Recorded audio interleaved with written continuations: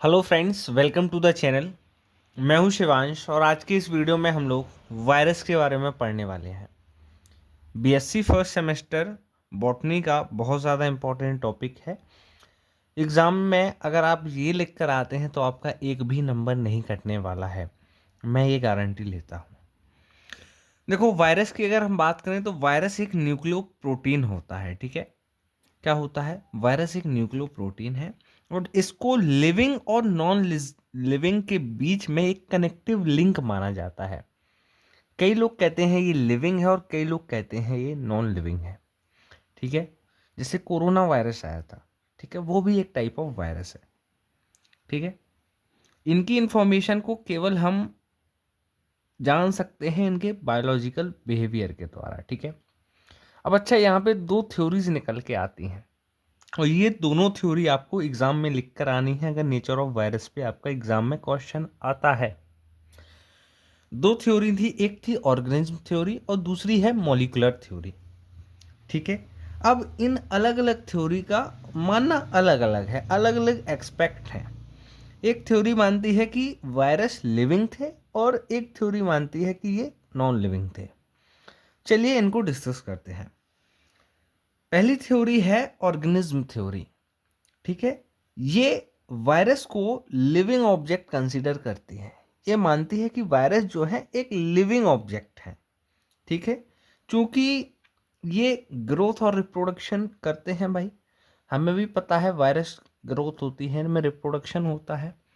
ठीक है, genetic continuity is found and made up of special trait of definite strains.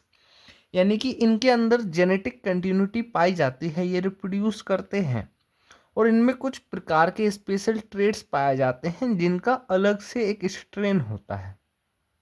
ठीक है, अब अच्छा, तीसरी चीज ये है कि ये खुद को रेप्लिकेट केवल लिविंग सेल्स में रेप्लिकेट करते हैं। मतलब कि वायरस को एक होस्ट चाहिए पड़ता है खुद को रेप्लिकेट करने के लिए। जैसे कोरोना वायरस था, वो क्या कर रहा था? ह्यूमंस पे अटैक करके अपने आप को रेप्लिकेट कर रहा था, रिप्रोड्यूस कर रहा था।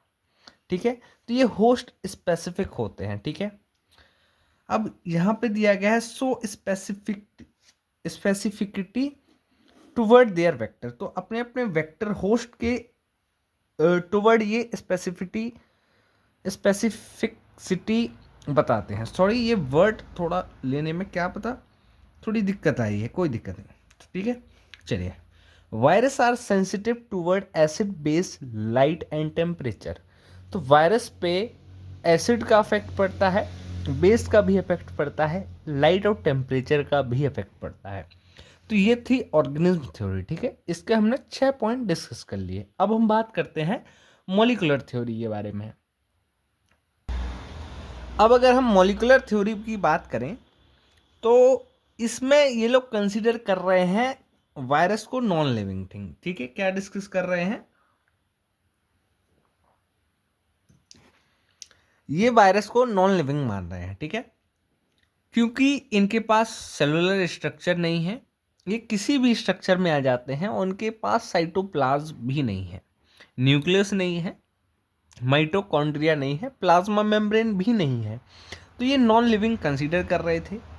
ये रेस्पिरेशन नहीं बताते हैं चूंकि, तो ये नॉन लिविंग है।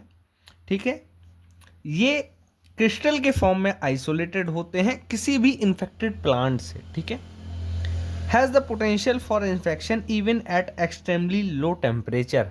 अगर बहुत कम टेम्परेचर भी हो जाए तब भी ये इन्फेक्शन कर देते हैं।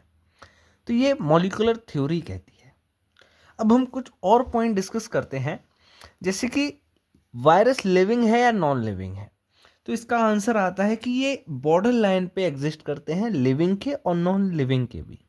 ठीक है, कुछ लिविंग कैरेक्टर पोजेस कर रहे हैं जैसे कि डीएनए होता है या फिर उनके पास आरएनए हो सकता है, रिप्रोडक्शन की एबिलिटी होती है उनके पास, इन्फेक्शन भी वो फैला सकते हैं। ठीक है, म्यूटेशन जेनेटिक रिकॉम्बिनेशन के अंडर वो भी जा सकते हैं।